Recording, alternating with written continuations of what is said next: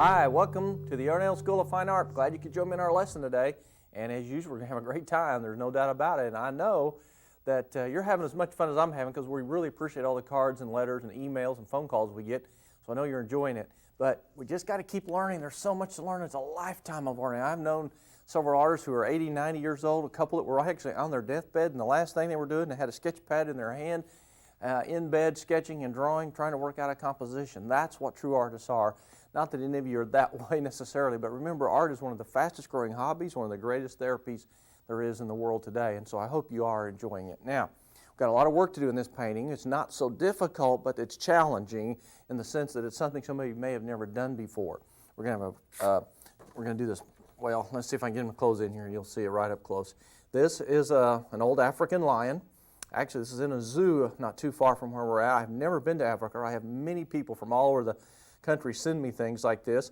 But anyway, this is a lion, and notice there's they tried to document a little bit of the background in Africa. And so what I've done is I went and researched and got some old magazines from Africa. And I've picked one out here. I don't know the name of this one, but it's from one of the national parks over there in Africa. And I found a setting that I like. See this big rock right here? If I can get them to close in on this. Boy, that's kind of shiny. There we go.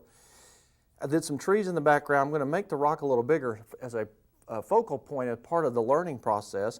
And we're going to lay the lion on top there. Now, this is part of putting a painting together called a composite, as we've done before.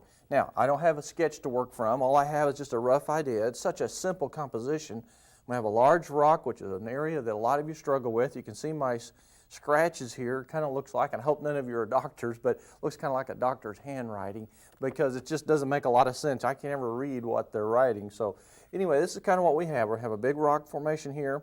Our lion will be laying right here, maybe a couple of smaller rocks around, and a mottled background of suggestive trees, maybe some bushes and things, just to kind of give a little atmosphere. But the feature is the lion. And another thing too, you're going to learn how to do fur, and of course the rocks and all the details on rocks. Those are two things a lot of you struggle with, okay? Here we go. As usual, we've got to just get a background and get it underpainted. So we're going to take our Hake brush, and by the way, this brush has been used recently quite a bit, so it's kind of dirty. But I'm just going to take water, and I'm just going to use we're going to use mostly a vertical stroke here, just up and down like this.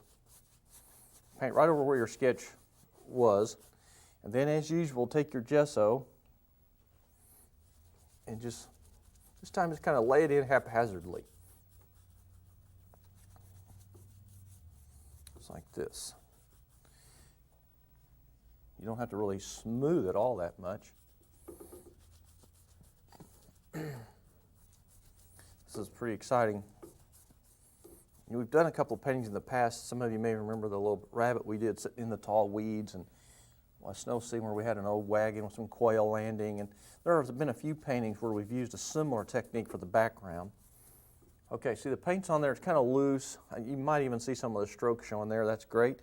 Now, I like the suggestion of this background here, because there's not a whole lot of, there's trees, you can see them, but it's a sort of a grayish tone back there. So what we're going to do is just throw in some blue, burnt sienna, just double load your brush, and just go up here like this, and just kind of smudge this in while the gesso is still wet. And by the way, you might want to have your mister bottle handy, because this could begin to set up, and so I'm going to lightly mist this. And remember, that kind of rehydrates the paint. Now I'm just throwing in my colors here, a little sienna.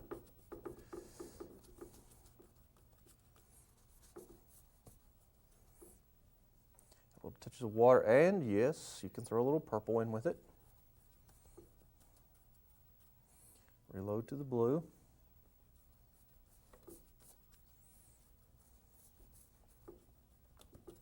Now what I want you to do is make this fit your own personality. I don't really care in terms of the color. If you like a little blue or gray, if you like a little grayer, that's fine. Now the secret here is to kind of gently blend things together without it all becoming one color. You still want to see the brown and the purples and the blues and the grays. You still want to see all the colors in there. But if you go back and just blend it all together, it'll turn a solid gray on you, and you don't want that. What I'm doing now is skimming and kind of blending the edges together, but I'm not making it a complete blend. Now, while that's still wet, the area down here, just above the rock, we want to make a little bit darker. So you take your burnt sienna now, and your blue, and I'm going to add a little green to it this time, the hooker's green. I'm going to start down here in this corner over here. I'm going to make that substantially darker, in fact, I think.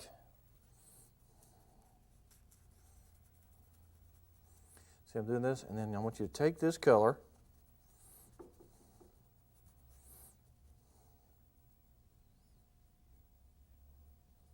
and see how I kind of work it in and do the same thing.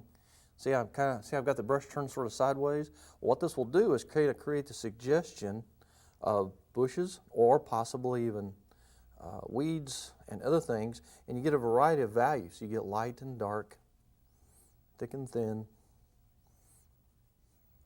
We definitely need to have it a little darker right against the back of the rock. Now, this is a very exciting thing to do. Some of you are probably panicked about now because when you see the way we're doing this, you think, gosh, how can that turn out to be anything? Well, how many times have you thought that as we've painted over the years? Some of you have been with me for many, many years.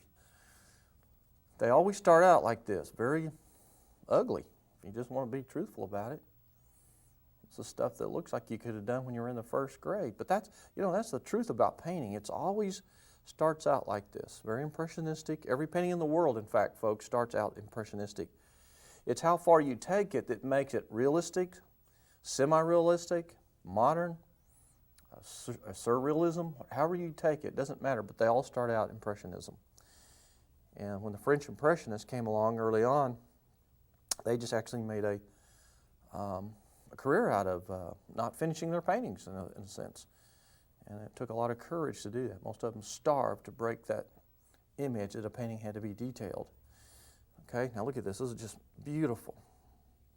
Now keep in mind, out of this, we're going to pull tree trunks and maybe some leaves, and then there's a big rock that comes right here, and then your lion will stay right here. So there's will be a little bit of light and dark values to work from. Okay, now, while that's drying, I want you to take your number 10 bristle brush now. We're going to block in this rock. And the other day I had a big group of students at my studio, and several of them were painting paintings that had rocks in them. So I just stopped the whole class because they were all struggling, and I did a large rock on a big canvas just to show them how you can make a beautiful rock in just a matter of minutes. Well, even though we're not going to do it in just a matter of minutes, I want to show you how simple a rock is and how you begin it with just simple underpainting techniques. Now, we really want me and our camera people, we're going to spend some time down here on the palette, and the reason is because I want to show you how I mix the colors here. And what I'm going to do is take large amounts, like see, I'm going to take big blobs of blue, big blobs of burnt sienna. See how much is on there? Touches of purple. Now, for those of you that like to use your palette knife, I'm going to take some white now, and I'm going to put it out here somewhere on my palette just so I can have access to it. All right, and what you're going to do here is you're going to take touches of white, but you're going to take most of this color here. You don't really mix it, but see, I've kind of just got it all there. Now come up here, and here's what I want you to do. Now see, when you put this on, you want it's very dark, but notice now I'm going to come right down, I'm going to pick up. Notice how the blue comes out, you can see it? Now add touches of white as you go. Now look what happens when you add the white. See how that changes the value? And in fact, it changes the color. But you're going to just go through here. Now you add touches like of the blue or touches of purple. And then add touches of white. Okay? Now notice what the white does. See how that turns it kind of gray? But the key here, folks, is not to make a perfectly smooth rock. You want a lot of brush strokes, a lot of movement, you want a lot of activity here. This is critical to what we're going to do here for the background on this painting. I'll tell you what, even if you don't put the lion in here, maybe you want to put some other animal. I did one similar to this not too long ago with a squirrel, just a big squirrel sitting on a rock, and I'll tell you, it was marvelous. You could put some other animal on here if you're not interested in a lion. Notice how I'm just using these huge brush strokes. This is key, absolutely key. Look at all the colors. See how nice all of those values and colors are? Now I just take some blue and maybe just a little white this time. And look what happens here. See how you get more of a gray tone right there. Now I just take pure blue, throw it back in there. Then I take a little white and throw it back in there. A little sienna. This is, I'll tell you what, if you got a frustration, nothing like painting to work out frustration. I'll tell you, when I'm struggling with something, most of us are these days, whether it be a financial problem, which all of us have these days, or a relationship problem, or just sick and tired of all the frustrations and the hassles of life, painting is one of those ways you can go out and release that problem. Because you just forget. Sometimes I forget to eat. My favorite time to paint is late at night when everything's calm and no one can bug me and there's no phones ringing and everybody's in bed and I'm just up by myself. Now notice how I've darkened this corner a little bit. So you have now a whole bunch of activity going here. It's not the way you're going to leave it when it's finished, but that's the stuff you have to have so that it creates pockets of values and shapes to work from later when we put the rocks in. Now there's going to be one, it's going to be sitting on top here, so we're going to go ahead and identify it. I'm taking the blue and the brown. It's going to be kind of sitting up here by itself.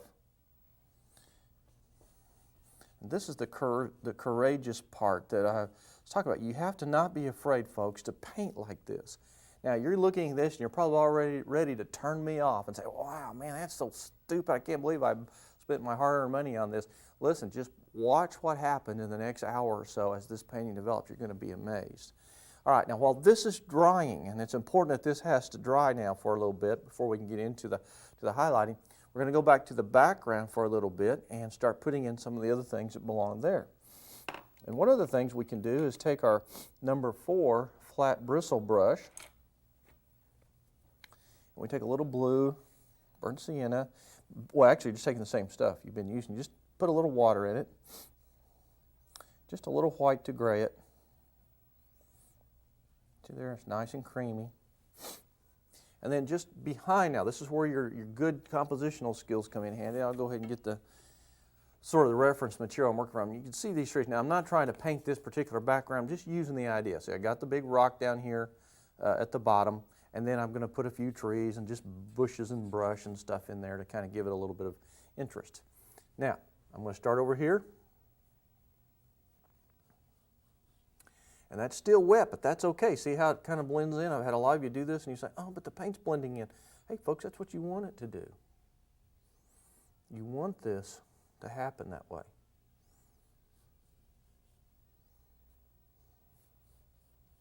See, I'm just going to be pulling up some just sort of silhouetted three-dimensional little trunks, and actually what it does is it suggests depth within this. It's kind of like he's settled down in the bushes and taking a nice rest. In fact, we're still debating on the title on this.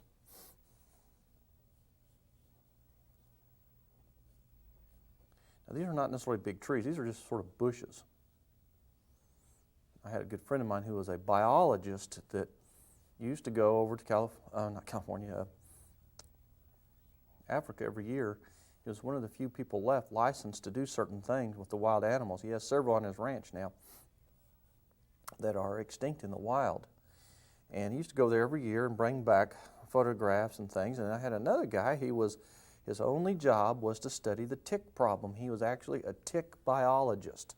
And he brought back some incredible photographs of the rhinos and the hippos and all of the Cape buffalo and all those animals. And they have all these big black, looks like mud caked on them. What that is just thousands of ticks that have settled on their backs. And I didn't know that. Most people don't, but that's what that is. And they have such a tick problem there. They actually have an actual science lab set up and biologists. That's all they do is study ticks.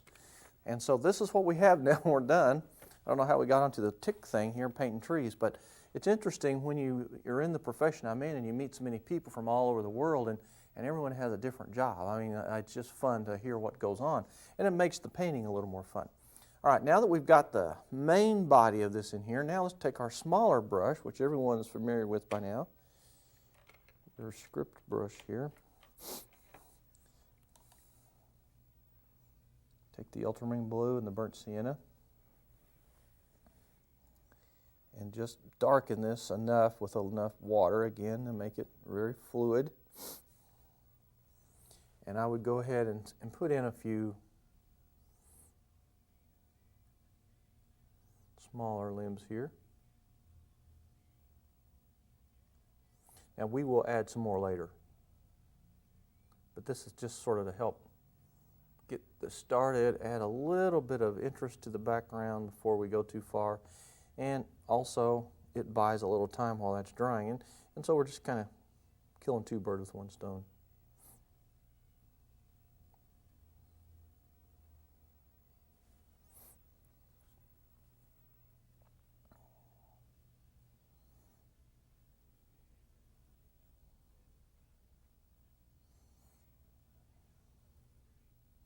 I think Africa is a place that would be a fun place to go visit, and I'm sure many of you have been there probably, but I just never have had the opportunity to get there. So one of these days I'll go and get some of my own reference material.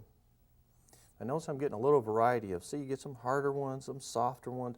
This is what gives this painting a little bit of flavor, character. And most of the stuff that's behind this rock has to be fairly well completed, especially anything that's low, before we get into the actual making of the rock formations. But notice how loose, I'm not being very, you might say, specific with my strokes this time. I'm just being a little more loose and free, not quite as deliberate as we sometimes are with the script brush. Let's go over to the left side now.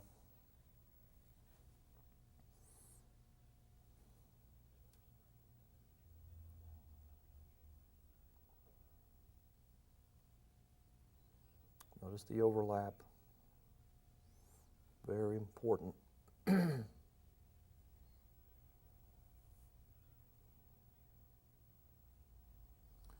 That's why you can see here now I'm being very, it's almost a scumbling stroke.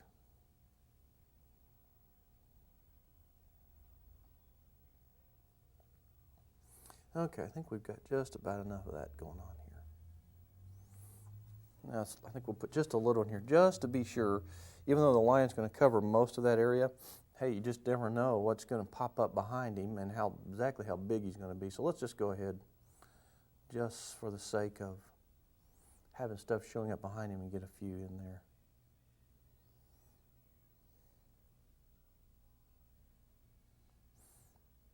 Now I still notice that a lot of you struggle with this brush, and you know, justifiably so. I mean, this is not an easy brush to master, but once you've done it a few times, you can actually master this brush within a reasonable amount of time if you do it consistently. You can't just do it now and then. You got to practice with it pretty often. And you know, I kind of kid around. After about 1,000 tree limbs, you can pretty much get it. But you can make 1,000 tree limbs in one painting if you're working at it. Now notice this interesting. See, we're getting a little bit of fuzz in the background. This is like the depth of field that a photographer uses when they're shooting certain subjects where they don't want to focus on something in the background. That's just so your eye, it's just very much what an artist does. Most photographers have learned their techniques from artists like us, because what we like to do is stay focused on what we want people to see and blur out the background. We have control over that, but now modern camera equipment makes it easy for them to do that as well. It's called the depth of field. So now we've kind of got our background. I love this loose, free gray tone. Now this is not dry yet, but it's sticky in some places, and it's probably good enough to go ahead and get started on a few of the highlights. So down here on our palette now, we're going to take our number 6 bristle brush. We'll probably have, actually you might want all 3 or 4 brushes here. The 3 bristle brushes, the 4, the 6, and the 10. We'll start with the 6. Let's take a little of your gesso now. Right here in your same mixture over here where this was going on, add some gesso. Mix it all in until it's kind of a dull gray, whitish gray. Add a touch of orange to it.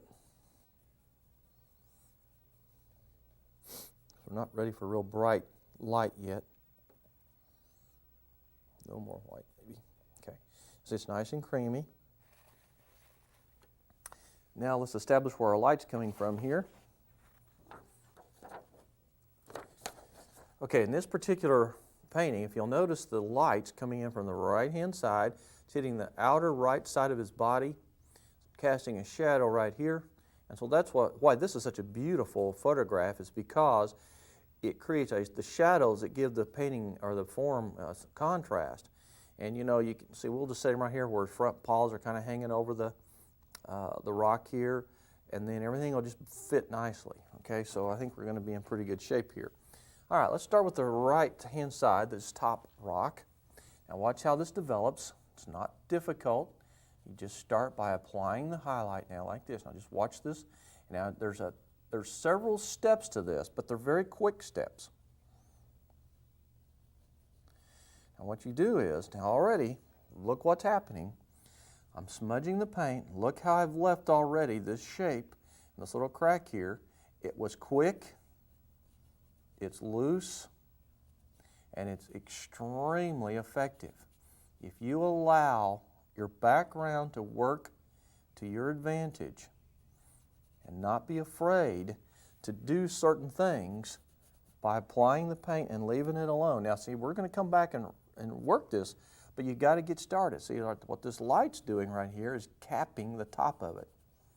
Now see, this is the rock area that goes behind this one. So we highlight the top of it.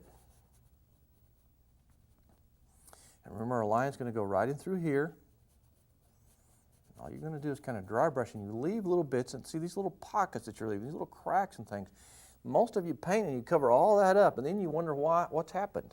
You know, where'd your rock go? Well, your rock disappeared because you didn't leave enough light. Now, I'm not saying you're not going to make adjustments as you go, but you have to start like this.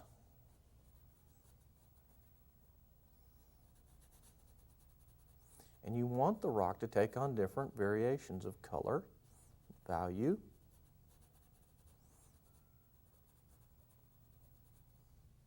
Okay, now here's, for example, a good spot right in here for me to go ahead and we'll create this cliff.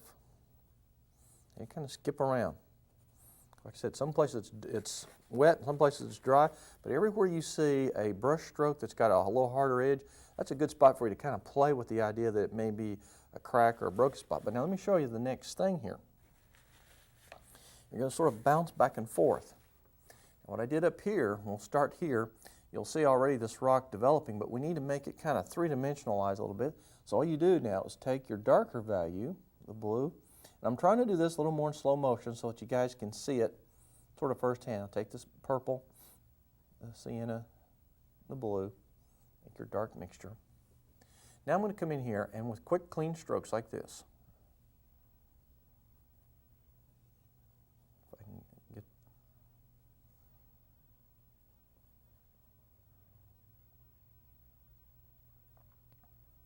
Can you see how I'm pulling this together here? Creating some darker values.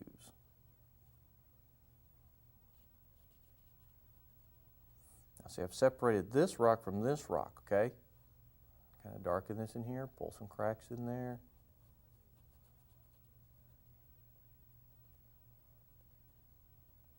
See, what you did in the beginning was you just established the form. You located its shape. And you adjust the shape at this stage. See, like this little rock right here, I want it to stand out a little bit. Here. This may be in shadow here. There may be a cast shadow coming out here later, but see, already you're starting to see the shape of these rocks show up here. Now we know that the rock is going to be, in some ways, pretty much covered with a line, okay? So we want to be careful that we don't, you don't want to waste a lot of time here. But see, you go in now with the little dark values, kind of smudge around, and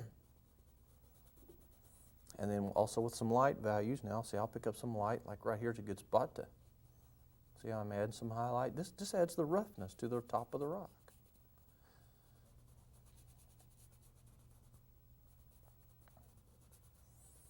And in just a few minutes, if you just turn me loose and let me just paint this at a speed that I'm used to painting, I can have this rock look almost like a photograph in about 10 minutes, okay? That's the kind of a stroke that you would eventually get used to. Now see right here?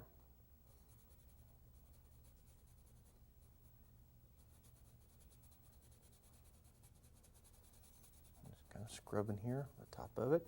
And I'm leaving all these little dark pockets. We'll come back and play with those later. But we don't need to worry about it right now because we're not sure how much of this is going to be showing after we get the lion in here. So we don't want to get too worried about it yet. Now see, I'm kind of letting some of that rust color blend in there. I love that look.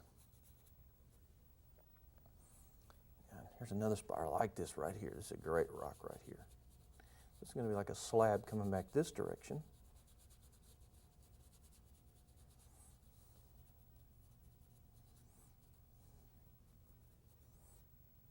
Spot right there for a little highlight.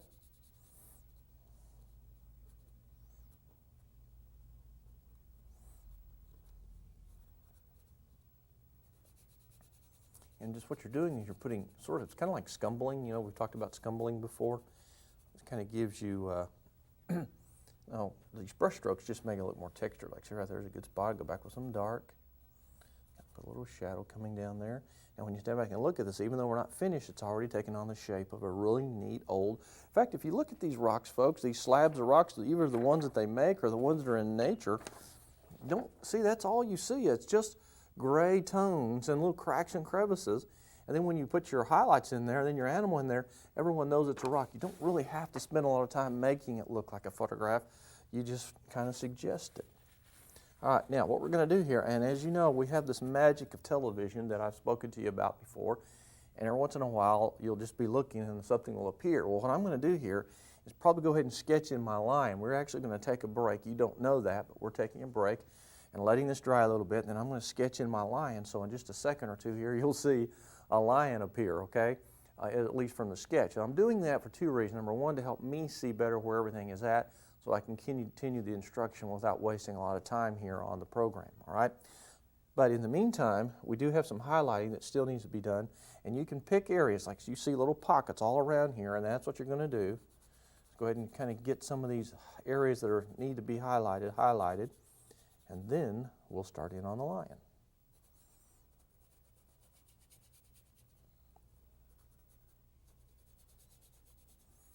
Okay, just as I told you, there might be a little miracle take place here, and all of a sudden you see right here the sketch of the lion. That's because we took a little break, and then we can cut it back in. I'm not going to hide anything from you. That's just what we can do here.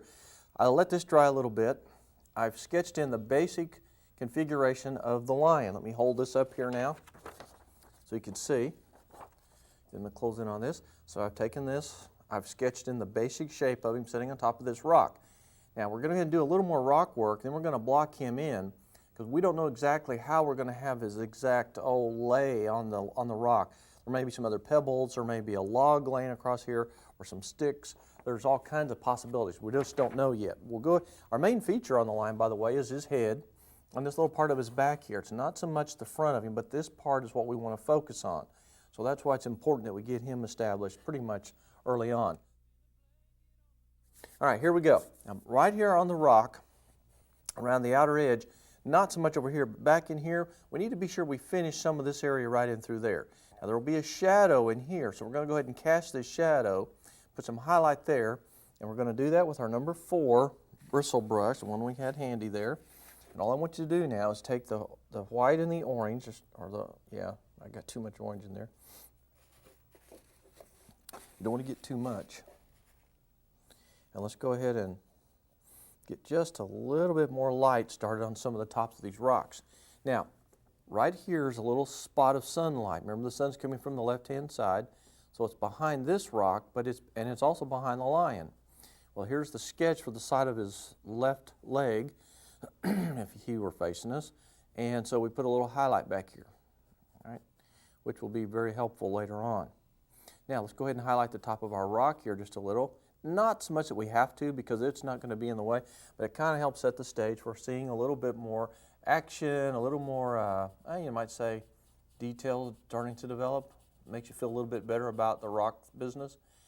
Even though we have a lot of work to do, you can do to these rocks, you can pretty much leave these at almost at any stage. If you like a very loose impressionistic effect, you can literally leave these almost at any stage that you feel confident that, you know, it fits the composition of your painting. And when you're trying to develop a style that you want people to identify, it's important once you get started doing that. I've had a lot of you ask me recently, you know, how do I develop a style so that people recognize my kind of painting? Well, mostly it's wrapped around two things. Your compositions are pretty inherent in each of us. We sort of have something built into us, and your brush strokes. The brush strokes are probably the key. So when you start stroking your painting, you start developing a style, that's what people generally recognize as your style, is the way you handle your brush strokes. It's just kind of like anything else, the way you drive a car. We have different styles of driving. Even though we're driving the same car, we do it differently, okay, and so forth. Now, let's move on down in here. You can see some areas where we want to have just a little more light. Now, see, this is going to be some light coming in from behind this little section. So this is the brighter light. And that's a good spot now to kind of come in here and begin highlighting a little bit more. And this kind of gives it just a little more of a detailed effect. I love this look in here. Now, just be very patient with yourself as you develop this. Don't get in a hurry. Now we got to come back with some darks. Actually, I need to get some out there. Be helpful. You need the blue and the burnt sienna. Those two colors are really critical to this painting, and you need to have enough of it that you can work from. Now, when you want something really dark, remember, it's the blue, the burnt sienna, and the purple. And right now I want to get sort of a semi-dark color there with the blue, the sienna, and the purple. Okay, and I want to come down here. Now this is, so okay, you see this little spot right here? Okay, I want to go ahead and identify this. There's another little broken area, and then I come back in like this, see, and I can just kind of start putting little cracks. I think you can even take your finger and kind of blend it in there so there's no hard edge. Now you can come back and recap this later, but this is what you'll start doing now, and I'm going to go ahead and get you started because a lot of you will want to start playing with the detail on your rock, and you can do this if you want to before you do your lion. Now because this is an instructional show, I have to move on with things, so I'm going to go ahead and lay some of these darker values in here just quickly to get you started, and then we're going to go up to the lion here in a minute. But see, I'm going through and I'm identifying some areas where I know darkness has to be. Even back over this reddish area, even though I love that, we want to tone it down just a little, and see it creates a little drop off right in there, but don't lose the red. That red's in there for a reason. It's important. See over here, this is a good spot right here to darken this corner down here. See how it makes the top of that rock stand out a little bit better? And now every stroke you put in here now, if you're careful, we'll add a little more interest, a little more finished look to it. It's a good spot right here, I think, to go ahead and make some darker cracks back in here.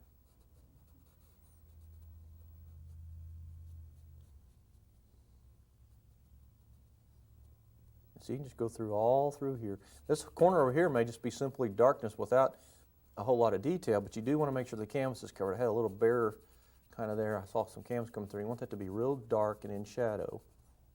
Then you would take the purple and a little bit of white mixed in with your shadow color here, and see that purple, and we're going to cast some shadows from these rocks over here like this. There's probably a little cast shadow from this rock here. And by the way, it just depends on how high the sun is. Now keep in mind, folks, that a lot of us kind of get things mixed up when we're painting.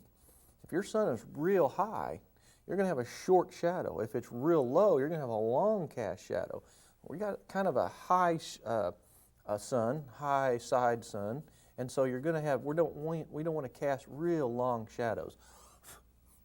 Now remember, right inside this area here, and we're going to start building the shadows from the lion. And around his paws here. Boy, he's got big paws. Man, that'd be scary.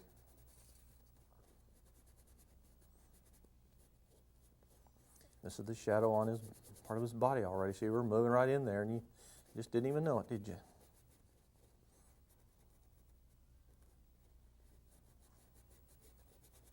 You always build from dark to light. Now, we're not quite ready to get all the way into the animal yet, because I'm going to show you something first. But while I had these dark colors on my brush, I thought I'd just go ahead and start throwing in some of these shadowed areas. It's the back side of his hindquarters right there. You see I had sketched that in. And it will be a cast shadow out here on the rock as well. And then his tail will just kind of wrap around and lay here. And then we'll disguise, put little pebbles and things in front. Maybe you can even have some twiggy branches and things. But that's really all you do to start with. It looks kind of funny. But let me show you now. I'm going to use a very odd-looking animal to illustrate what we're going to do. It's the only one I had with me. I'm going to have him come over here to this rabbit. You've probably seen this off and on throughout the day or this session. But this rabbit here is really a great example of how photographic you can literally make something. I painted the whole rabbit once I got a good sketch in this dark, see that real dark color on him? All that is burnt sienna and ultramarine blue, period. Mixed together, I painted the whole rabbit a solid dark color. And then I took my smaller sable and bristle brushes. Using that color, I added a little yellow and white or a little orange and white to it and grayed it. And I started putting in these softer, grayer tones first to suggest the hair on his back in the shadowed side. I just kept adding a little more white and yellow to it until it got a little brighter and a little brighter and a little brighter. And then I left those little pockets of dark. That's the dark coming through that was the underpainting that gives you the depth within the fur. Same thing we're going to do with this lion. We're going to paint him pretty much a solid dark color and then gradually pull the light out of it, and that's how you paint an animal. Or for that matter, anything that's got fur or hair, even people. Now you can look at him. He's got a reddish tone to him, kind of like that rabbit. There's a little bit of reddish in there. So when we put the color in there, if you look close enough, it's more of a deep, dark, true brown. It's not a blue brown. It's more of a reddish brown. There's all kinds of browns you can create. So that's the first thing we want to do is go down here and mix the proper color. You'll take the burnt sienna, which will be the dominant color, and a little touch of blue, which will just change it from such a reddish brown, even though that's the main thing. You just don't want it to be that red, okay? You're going to throw a little touch of purple in there if you'd like. Just be very careful with that. And it's pretty much a true chocolate color. Now, this is going to look really funny for a little bit, folks. As you know, that's the way it is. Okay, now I'm going to have this up here really handy. And I can usually just hold it with my finger. All right, now I'm going to come in here and I'm going to begin the process of underpainting this lion. Now, everything on this side over here is in shadow, as you can see, so we'll start there. And you sort of dry brush this on.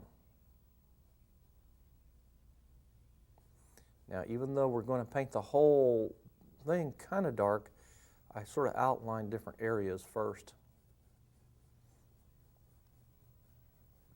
This is the area underneath his chin and his neck.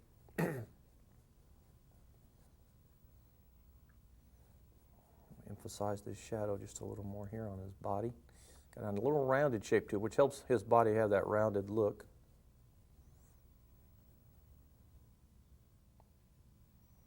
The deep inset for his eye there. And what I do is I just sort of locate the shape of his head. Now this is going to drive some of you crazy because you haven't painted too many of these things before, and if you've not painted wildlife much, this is going to be a little tough for you. But you got to learn sometime. So I look for all the real deep, dark pockets and kind of get those in there first.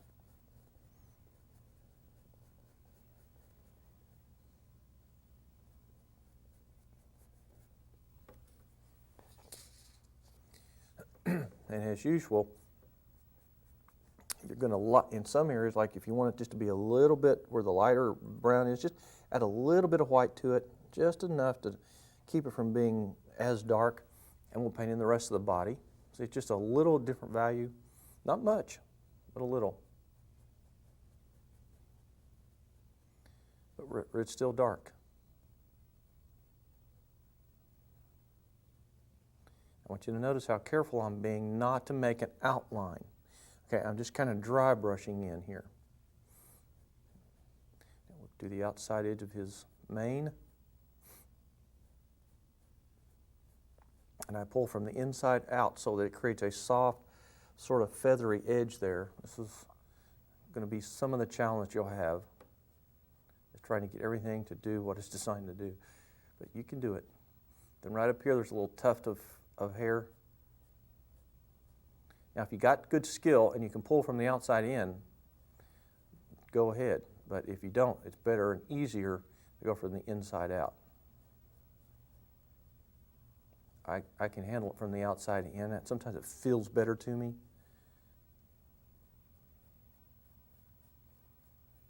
See, I'm kind of using sort of a circular motion, which is very similar to the look that he has there. Then it goes into more of a downward flow, just like a human's hair. Someone who's got long, flowing hair. And it turns out to be fairly solid. You're going to highlight this, of course, later. And the thing about this is, once you get your shape basically in here, the real secret is how you highlight. That's what makes or breaks this painting. It's not anything else. And as long as you have a decent form and you've got decent shadows already built in, the highlighting will just sort of is what creates his real image. So once you get the shading in here, what you do next is the part that's going to make or break your form. Now, like I said, if you choose to put another kind of animal up here, that's fine with me too. I don't really care. It just doesn't bother me. I'm just showing you the technique, and whatever works for you works for me. Okay,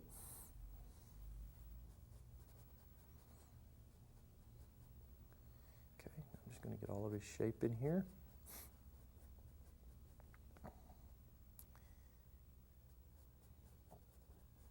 Making sure that everything is well covered.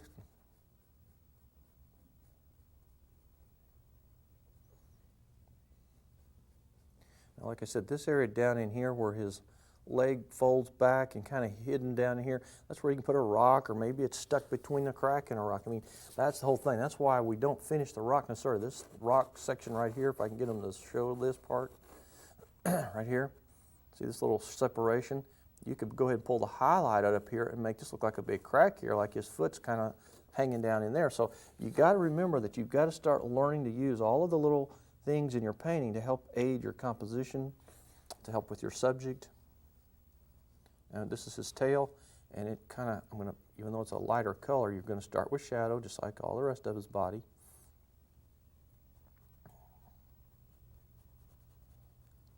And they have a kind of a skinny tail, and then on the end it has this little real wide knot, kind of like a frayed end of a rope. Okay, and I'm just going to dry brush it in like that. You don't have to really get too worried about it. Now you got to paint in his front legs. Now that's foreshortening.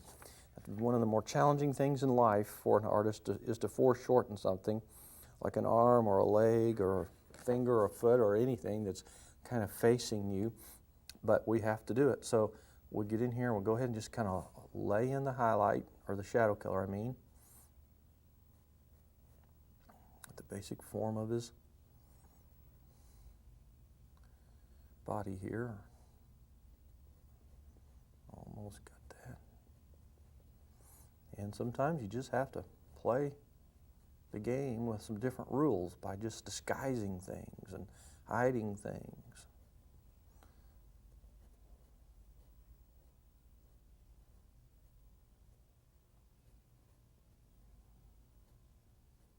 And once again, we're only going to suggest these paws. We're not going to sit there and make them look like a photograph. That would just be a really waste of time. It just wouldn't be necessary.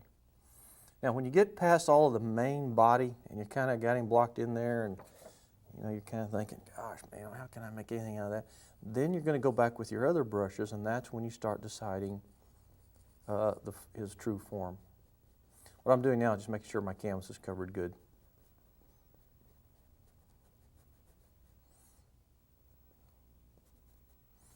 Okay, now we pretty much have him underpainted except for his face, and we're going to go ahead and take that, but we're going to switch to the number 4 bristle brush, or you can use your number 4 sable. Now I will switch to that one also later. Right now I'm going to go ahead and take the burnt sienna, add to this, add a little white to lighten it just a tad.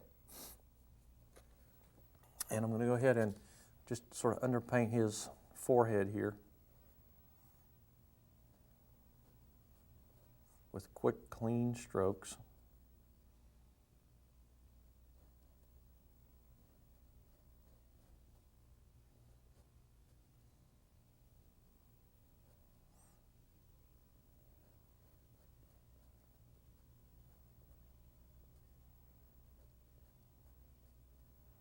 Just get him underpainted nicely.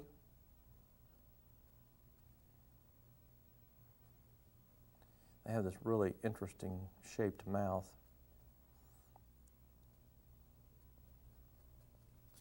All right, now kind of get him underpainted. Now you look kind of silly right there, but that's the way it starts, okay?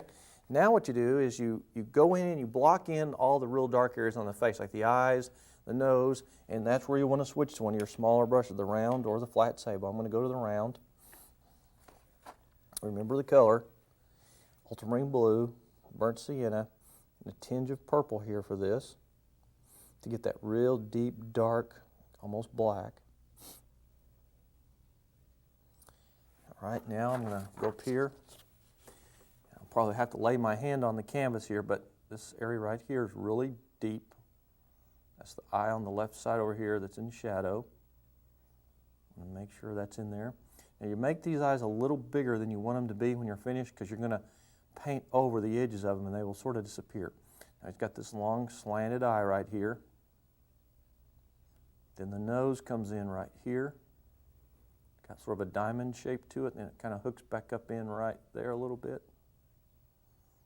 Some of you are probably just not seeing this as good as you need to, just because it's on a tape. It's a little hard to see detail. That's why I try not to do too many detailed things on the shows, because they just don't show up as good as they do in person. But give it a shot. Mouth comes around like this. Kind of dry brush this in.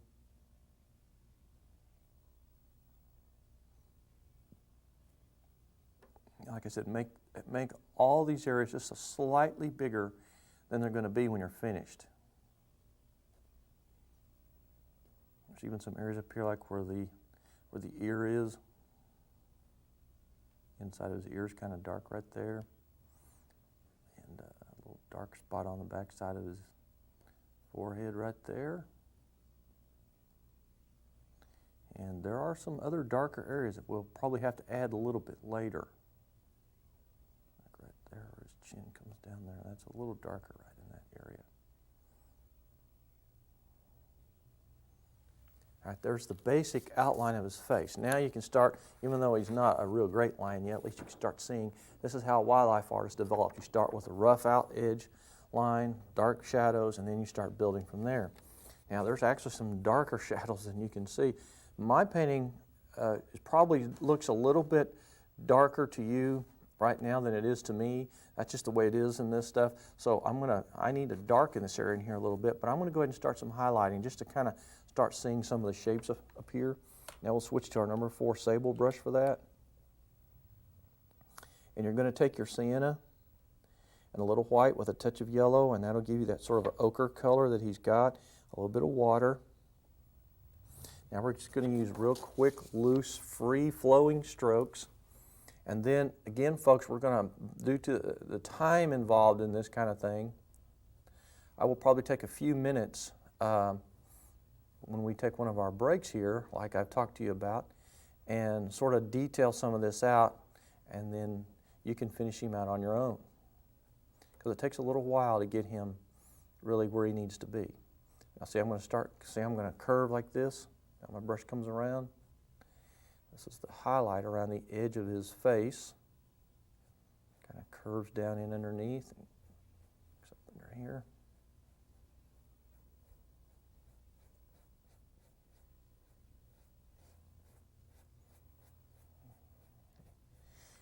And this is where you have to bounce back and forth from dark to light. Now, if you need some more dark, you just have your burnt sienna, your blue. You can either have a pile pre-mixed down here, because see, I'm going to have to go in, no doubt, and add a few darker areas here to kind of shape and form his body. There's a little dark ridge right there. See, that shapes the edge of his face.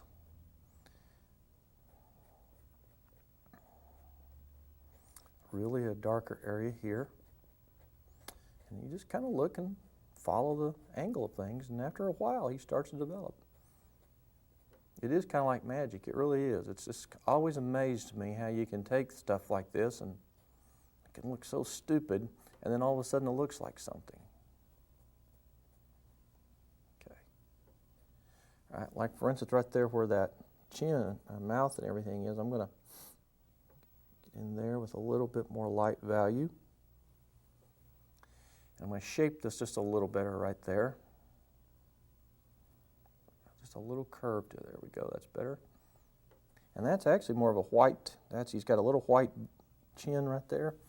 And so what I'm going to do here is dry brush it down with a little bit of white underneath like this. See how that works like that? Leaving some of the strokes showing, that's very important. Just a little on that side.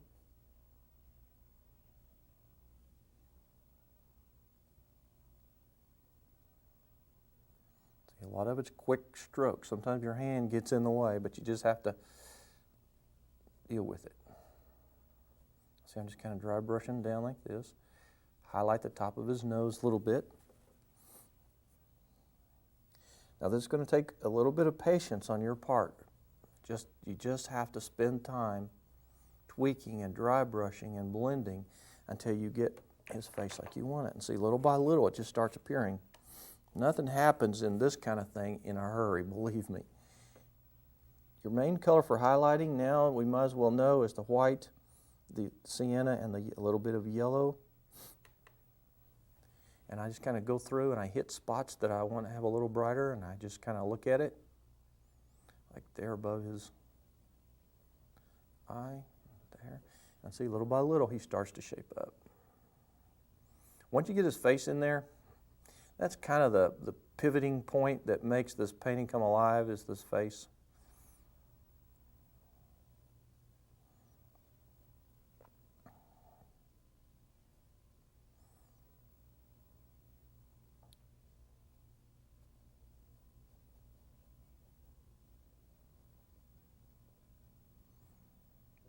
Okay, just kind of hang in there just a little bit there. There's a little bit of a shadow, but it's a grayer shadow on the left side. You just don't see it as much yet. And then right here in the front now, you go ahead and dry brush. See how I'm dry brushing? Just like this. Letting some of the highlights of the fur start to show up. Now this is why that dark background was so critical. It's starting to show through now, see a little bit, and that's necessary for this to have its form. Now folks, as we begin to run out of time, like I said, the little magic of television is going to come in. We're going to take a break here in a minute. I'm going to spend some time tweaking this animal because it just takes so much time to do it. I'm going to spend a few minutes catching him up, and then all of a sudden it'll appear and he'll look almost finished. But there's nothing new except you just dry brushing. See, like I'm putting the highlight on his feet right now, and all I'm doing is dry brushing highlights. Now you'll just have to experiment with this because I can't really give you any quick fixes. There's no exact tricks, but what I can say is it's just mostly dry brush techniques that you just have to get in there and deal with, okay? And pretty soon he starts to develop. Like for instance, on the back side of his face there, real close there, that looks like a lot of white. Well, really it's white with a little blue in it. You remember, white is not pure white in most instances. So you'll gray that, and that's what I'll put right here on the edge of his nose right there, and underneath his chin, we'll make that just a little grayer, but it looks white against that background there, see? A little white around the edge of his eye here, and the top of his nose. And when I call it white, it's that grayer white. And then we'll just start tweaking and shaping the form of his eye and so forth here in a little bit. All right, now, very quickly, now that we've kind of got him started, I'm going to show you some of the strokes that you're going to want to be using. And I'm going to go back to my number 4 bristle brush for this. On some of the rest of the body, just kind of quickly here, just real quick strokes. Now watch how this develops. You take the white and the yellow and the orange and a little sienna. This time you want to put a little more color in there. And all you're going to do now is look for the highlighted parts of the animal, which is right here. And you dry brush like this. And this helps us see his form a little bit. Kind of makes his mane stand out. See, this is an important part right there, what you just did. And there's a shadow here that comes around. So you form that shadow by the highlight right there. So you just end it. So that creates the shadow. And then on the top of his leg right here, you just kind of dry brush. A little highlight there. See, that makes his legs kind of stand out there. These are real quick, simple ways to create form. A little highlight there. Now, not to say you don't need to come back and add more highlight or shadow to certain areas of the body, but this is all you have to do to make him look a little bit three-dimensional. See, I'm leaving some of the shadows coming through. That's cool stuff. Now, see, already you can see his form shaping up right in there, and that's how you create this effect. Come over here to his front legs now. Just quick little strokes. Get them closed in over there.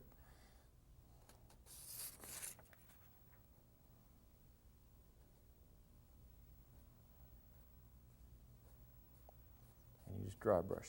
See, it gets kind of boring after a while. It's a continual stroking process and tweaking until you get all the light and shadow in there, because everything's going to come up. So I'm going to spend a few minutes here kind of catching up, and then we'll go back and work on the rocks and kind of the details around this thing.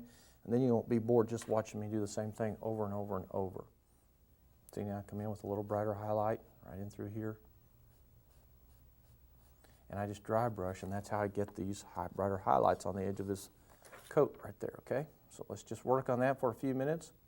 Then when you're kind of tired of that, you can go in and we can work on the rocks a little bit more. We can do some other things.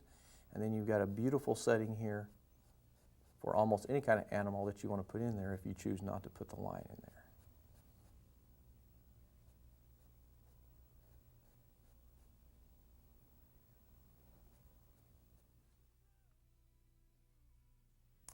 Okay, and as you can see, that little magic that I talked about, I've gone in here and I've done just a little more work on my lion just to get him just a little closer to the photograph.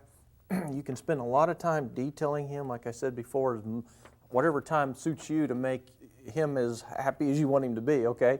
But right now we're going to take a little break from the lion, and you can come back in a minute and I'll show you a few little tricks you can do to kind of highlight him and bring him back to a little more form. But I want to get back to the rock. This is going to be really the key to the finish of this painting, is this rock right here.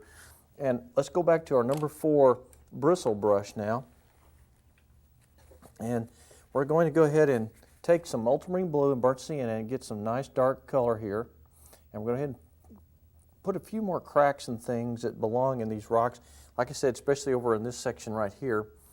I want to go ahead and darken this little pocket. This very likely may be an area where there's a little depression in the rock. There's a little shadow behind his body right there. And it can kind of disguise where this leg is going. And sometimes that's a necessary thing to do if you don't really have that leg to look at in your reference material or whatever you're working with. So what I want to do is kind of make a little bit more irregular shape to the rocks, more indentations, cracks, crevices, maybe some little pebbles or some smaller rocks sitting on top of this one. You see, just by adding little shadows and highlights and moving the stuff around, then take your highlight color, and this is kind of fun. I use my number 4 sable for this. I just take a little bit of white and orange, maybe just a little yellow, just to get a nice sort of a tan color. And then I kind of go through here and there and I make these little, take a look what I'm doing, just making little smudges, little touches. See, I'm doing this. little touches. This suggests broken, chipped rock, and what it does is it helps disguise where he's sitting. See what I'm saying there? That way you don't have to worry about getting every part of his body in there. See all the little chips of rock laying around? Look at this. This is as much fun as painting anything else, adding all these little rocks and making this thing look a little more finished. See, there's little pebbles, just the highlights sticking up there, right up in this area. See, the bottom of his stomach is right in through here, so there may be a rock or two that's up in front. Now you just kind of go through. Some places you want to flatten out the area a little bit with some more light.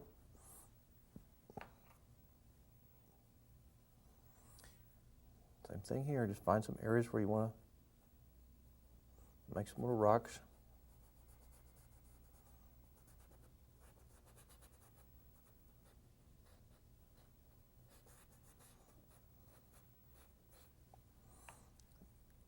This is one of those things where, again, you know, you're just sitting here thinking, gosh, man, I couldn't believe out of this that this rock has appeared.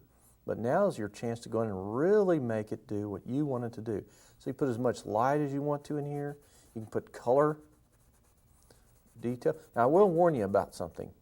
Even though I'll put a little highlight on his front paw there.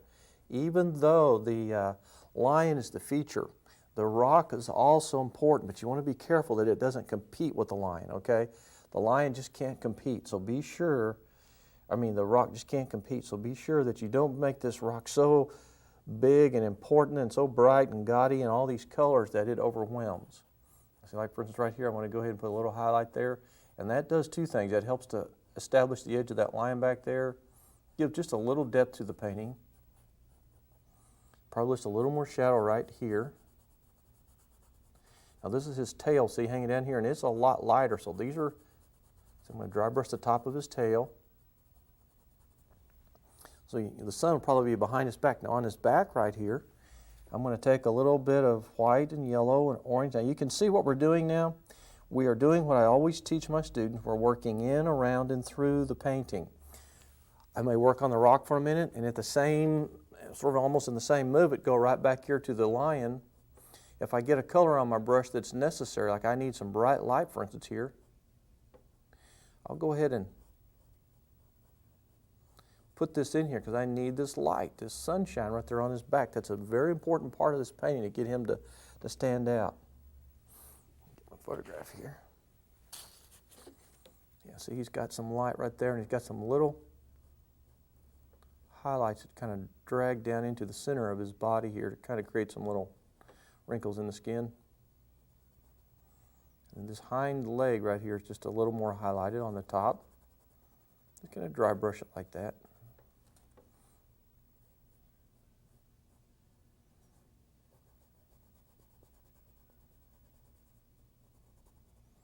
Kind of highlight this right here a little bit. See, if you just accent those areas that are kind of raised where the sun's sort of hitting, see, like right there, the edge of his leg, see, already this is shaping up very nicely. You can do that on the front paws. Just a little simple touch of highlight like that. See, that makes them pop out a little bit more.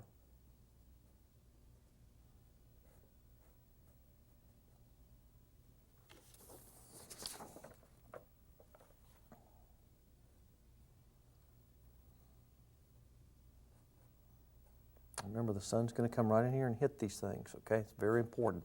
Now, after you've kind of gotten some of your rocks like you want and you're kind of pleased with the configuration of everything, then we're going to come back into the background here. We need to work a little on this.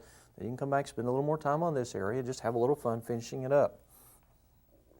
I'm going to go ahead and take the white and yellow and orange mixture as sort of a sunshine color, and I'm going to go ahead and put a few highlights on the edges of my tree trunks. And there's a reason for this. You want to have just a little light showing through in the background to kind of finish out the suggestion that there's sunlight filtering through. So especially on this one here. Kind of dry brush this on so it looks kind of like old bark.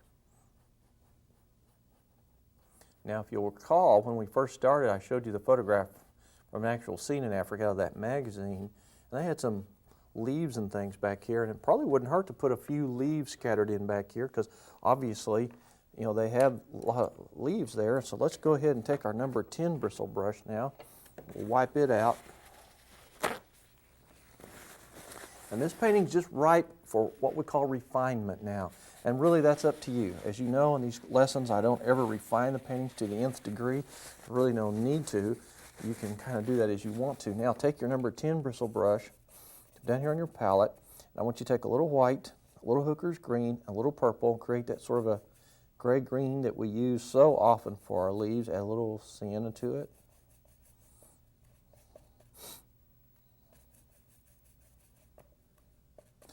A little more white.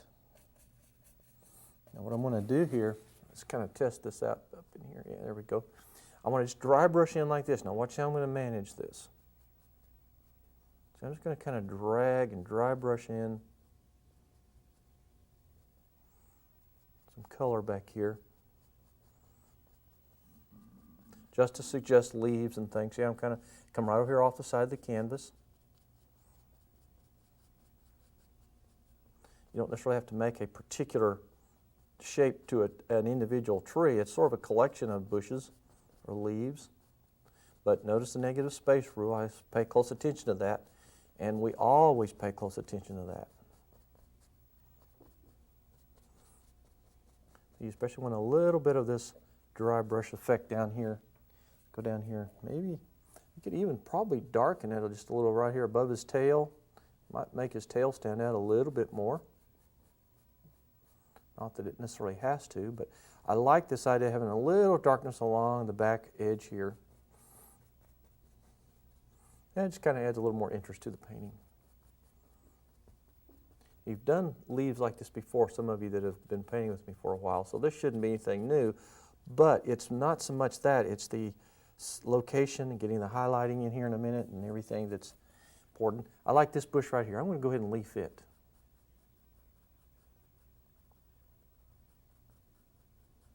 This is a great one to go ahead and just kind of add some leaves to. And work down into the background around his back here. And then we'll put a final highlight on him. And notice how I'm kind of dry brushing, letting it fade as it goes up.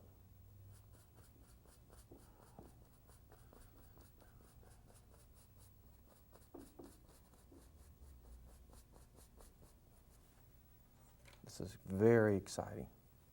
Now, right back in here, I'm going to go ahead and put just a little swish of darkness and then turn that into a bush, and then we'll highlight the back of his body. But I like this little darker contrast here. And then you can kind of touch him up a little bit and he'll stand out a little more. See, already just putting that darkness there makes his back stand out, and he kind of comes forward a little bit.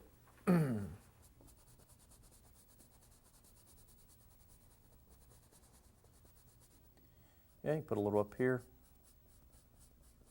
You don't have to do too much, probably a little over here, just to kind of give it a little more of a finished effect. And then right up here at the top, this is a great spot right up here. Let me get a little more color here. This tree probably is going to have a little of an umbrella canopy effect over the rest of it. So you just kind of dab it in like this to suggest that. You know, they had all these this brush, the acacia trees are just really a fascinating tree. They're kind of symmetrical, but they really are interesting. And that's similar to what this is, kind of like an acacia tree. And we're not going to add tons of highlight, but we will put a little highlight in here. But you can see little by little now, this painting's starting to have that feeling that he's found a nice spot to rest. I kind of opened this up a little bit so you can see more of him. Even though we put a lot of stuff in here, you don't really focus on that so much. But you can highlight it now. So take the same area, take some white, lighten that substantially, add some yellow to it, maybe a little phthalo yellow green if you want. And just because we do have light, you'll probably want some light on your trees here. And you can start anywhere. We'll go ahead and start up here. Now what this does is just sort of softens it and just kind of helps to tie it in better to the background. Anywhere you have an area where you might be able to put just a little soft light color, just go ahead and do it. And I think you'll be happy that you did. You can make some places a little brighter. You just put the paint on a little thicker, a little more white to make it more opaque. Like for instance right here is a good spot. Kind of dab it like this. And you can kind of create the texture of some bushes there. You can do that same thing here. And it's a good idea to experiment with some little textures. You don't want them all to have the same brush stroke. See, these could have a little bit more of just a dabbed on thing. These could be a little dry brush. You know, there's all kinds of effects, so just have some fun experimenting. And you might put a little bit down in here.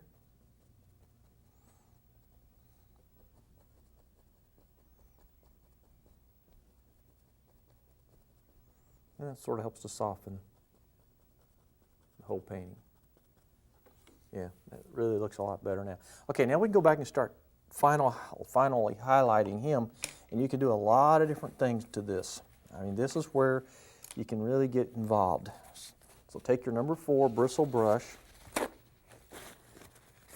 and you're going to have to be fairly courageous to do this, but you're going to have to get this rock not more detailed, but just a little more lit around where he is, like these areas here and here. Now we're going to take the sunlight and put it on a little stronger. So I'll take the white and the yellow, maybe a little orange. Get enough there. This is, now you don't, whoops, got too much orange. You don't want to get too much color in here. Like I said, it's mostly just a stronger light to, well, I'm having a hard time getting that orange out of there. There we go, that's better. All right. Now, like right here where this little ledge is sticking out right there, we want that to be quite a bit brighter. All right, so now you come in there and you go ahead and brighten that. You brighten this little spot here.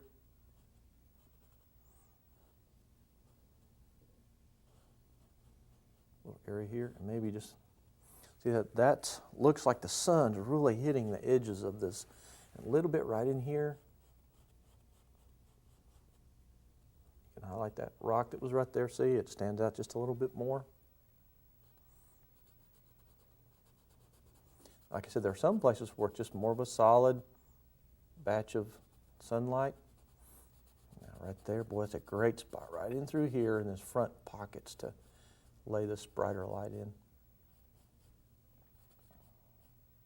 I like this spot right here. Let's just go ahead and make some sunlight kind of squeezing through over here. I think I'm going to go ahead and make this front part just a little bit smoother. Like I said, if you get it too busy looking, then it sort of starts to take your eye away from the lion.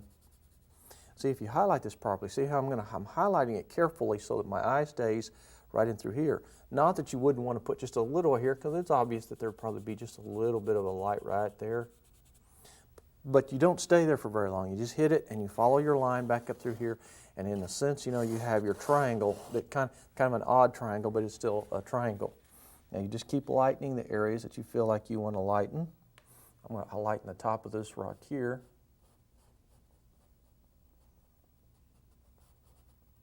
And I sometimes take my finger and kind of smudge it in like that. See, that creates a little sunlight on the top of him there. And once again, we hit the back of the area there. See, that's about the 3rd or 4th time we've hit that area, and that's why this takes time, because you don't know when you put something in if it's going to be what you want it to be. That's why you kind of have to work in, around, and through the painting. It may not be a final highlight. You put that on there, it may look real bright to you, but the truth is, it may not be. Yeah, I like that spot right there. Now we're cooking. So you don't want to highlight all this outer edge too much, because we're going to probably put a little bush right here, a little branch or something that kind of comes up in front, and that'll be good. Now you can take that same color and you can actually come in here now and dry brush some of that highlight on the lion now.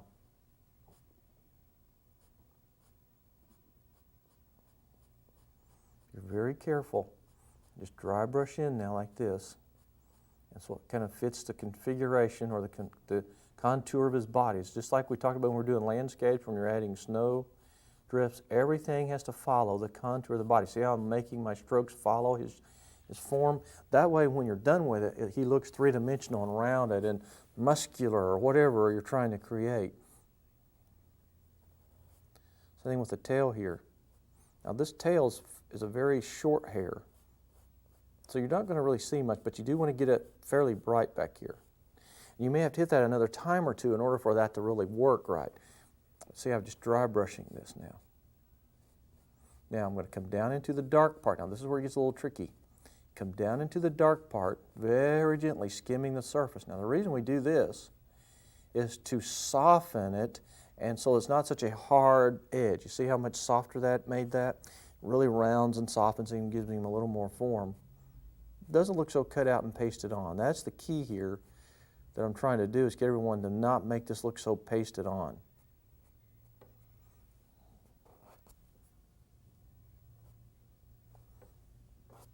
And that's why I like to go back with my finger sometime and kind of soften those things. Now I'm going to sit down for a minute. And we get my photograph here, and we're going to spend a little time doing some of the little things around his head and his face that really make him come out just a little bit more. Now if you'll notice here on his face, and it's kind of hard, but you've got some really sort of a dark, it's kind of an outline around him. Well, we've got enough there to make it pronounced some, but we don't have quite enough to finish the job, okay? So here's what we're going to do. The area around his face now, especially on this part, we're going to make those areas just a little bit darker. You're going to take your number 4 round sable brush for this job, and this is where you and I are going to sit here and we're going to work on this line until we get him. We're starting with the eye. I'm going to go ahead and put that little slit right in there. See how it kind of got that little angle to it.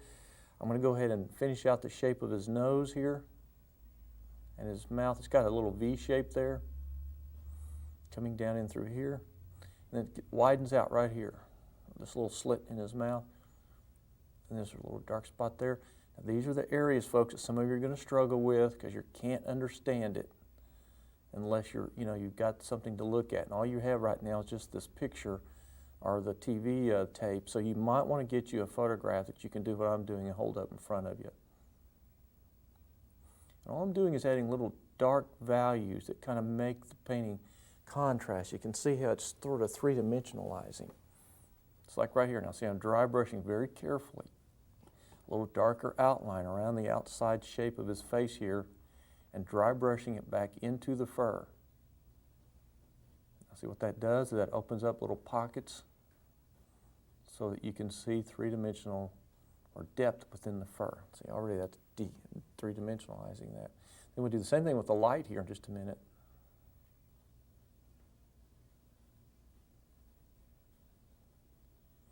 All of us have to find that little place where we're happy with what we're doing, especially when we're doing animals.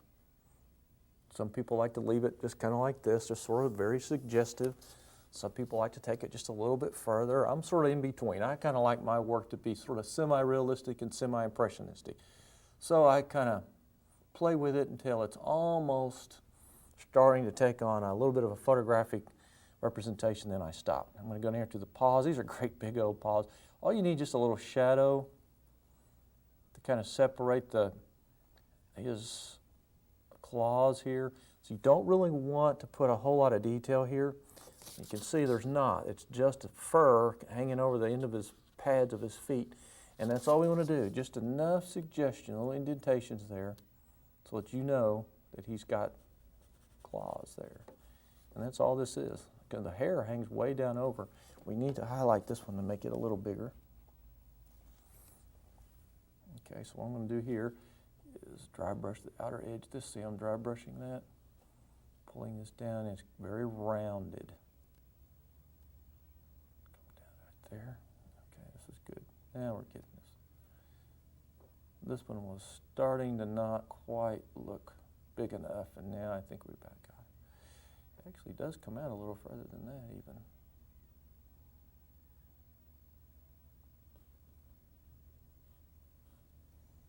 Nothing that's more frustrating than when you paint something and you don't get the forms right, especially if you're doing an arm or a leg on a person. Now we put a little. You have to put a little shadow, see, underneath there, so that it stands out. So you take the cyan and the blue, and put a little shadow underneath. Open up that little pocket right there, and that makes that stand out just a little bit. A little shadow behind it. Okay, that's a little better. In fact, I'm going to darken this right in there. Now you can probably see why I don't do a whole lot of these kind of paintings on our instructional shows, folks, because there's so many little details and a lot of just repetitive stuff, and it does get a little boring. So hope you forgive me for that, but I'm trying to satisfy everybody's desire to do different things. Now, you can go back and keep tweaking him. Now I'm going to take a little white up on his face. Remember, we're not using pure white. The only time you'll use pure white is when you just want something like the sparkle on the top of a waterfall or something like that. That's not absolutely necessary now. Like his little beard right there, okay? Want to make that a little whiter, so you dry brush that white down in like this. Kind of hoping you can see it, okay? Just a quick, clean highlight like that. See, that really makes him stand out.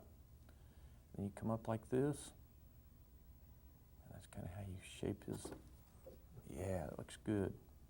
Then we do the same thing around the inside of his nose here. There's a little bit of a white highlight right there. And on the top of his nose too, there's some white. Right on the very top. It's very suggestive, just enough to make it stand out. Now around the eye, there's a little white spot there. I've got it there some, but I want to brighten it a little bit. There's a little highlight on top, right underneath. And that's how you kind of form the eye. And just kind of put a little, there you go. Now see how he's starting to look more three-dimensional, and it got a little bit more of it.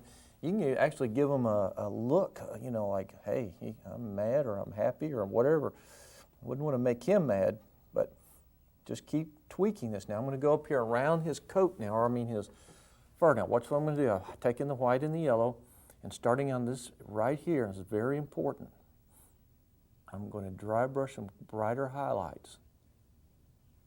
See, that stand out against this darker pocket spot right there. And this is how you get him to kind of stand out a little bit. Do the same thing here. See, just on the outer edge. This is how you put these final things in here, folks, that give this lion his three-dimensional form. I'm going to go all the way up the edge of him.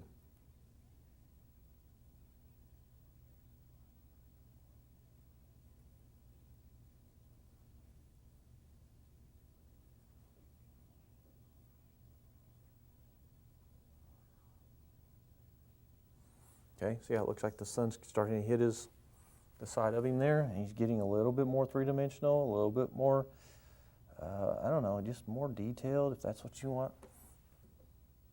Now this, he's got an ear right there. That's his ear, believe it or not. It's kind of in there. It's kind of hard to see it, but it's there. I'm going to highlight the top right there. See, it's just a clean, dry brush highlight that kind of accents it like the sun's hitting. Come right on into the top there. This is so cool. Now right on the top of his forehead, it's a little light too.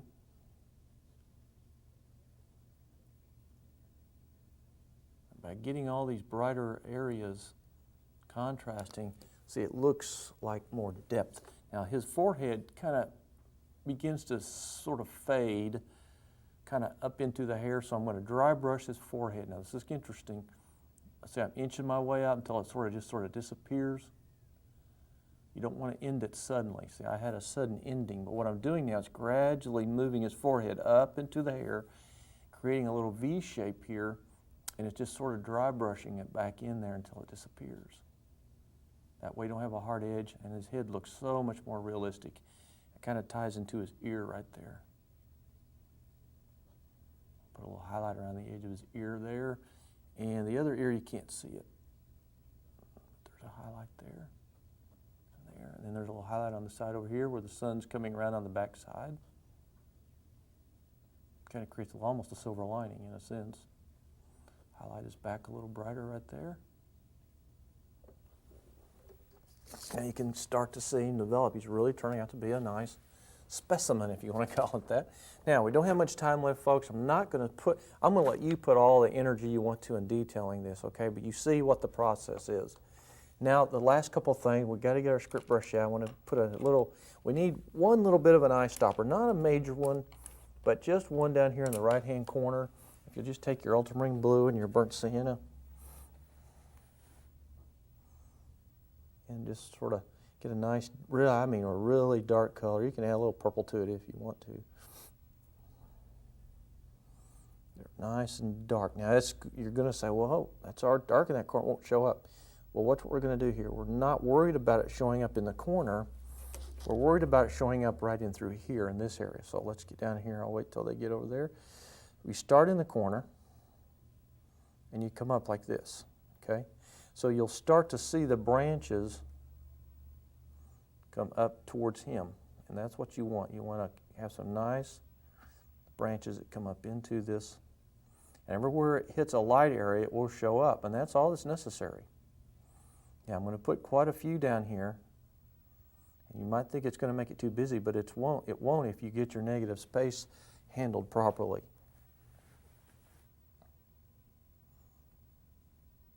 Because if it's in shadow down here, you're not going to see it down here. It's right up and through here. Just get a little bit there. And let's go up a little bit up against this rock. You can even have one coming up between some of these cracks if you want to.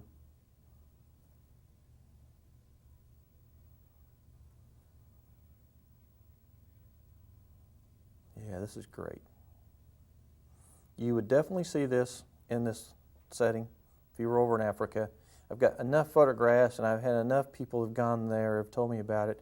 Almost everywhere you go, there's a lot of dead brush and bushes and things like this sitting around or laying around that kind of adds a little bit of, interest to it. Now, see what this does? It pulls your eye up here, breaks up the horizontalness of this rock formation here, and it gets you right to him. Now, there's another thing you guys can do if you want to, and we've done this before. I don't think I'm going to do it to this painting because I don't think it would work, but you can glaze this to soften it, and some of you have done that before. You choose to glaze this, you know how to do that. If not, give us a call. And I hope you've enjoyed this. I know it's been a little tough. I won't torture you with this kind of painting too often, okay, but at least you know how to do it, all right? Well, I want to thank you for joining us. Give us a call sometime and let us know how much you enjoy the show. Maybe we'll see you sometime in one of our schools because it's a lot of fun to work together. Well, God bless you. Stay inspired. Keep painting. And I'm going to see you again real soon on another Yarnell School of Fine Art.